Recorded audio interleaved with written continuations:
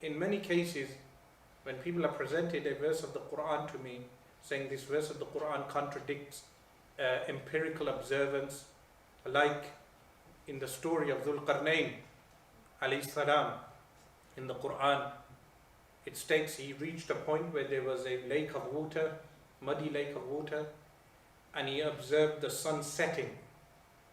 So some people, they quote this verse to say that the Qur'an is stating that the sun sets in a muddy lake as a scientific fact, when in reality the Qur'an is not stating that.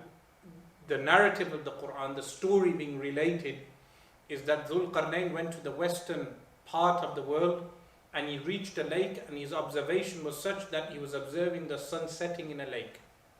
So when people think that there is a clash of Qur'an and Hadith and the rational empirical observance, in reality they are misunderstanding the Hadith. And I can give numerous examples. In other lectures I have given numerous examples, like the Hadith regarding the sun prostrating under the throne of God.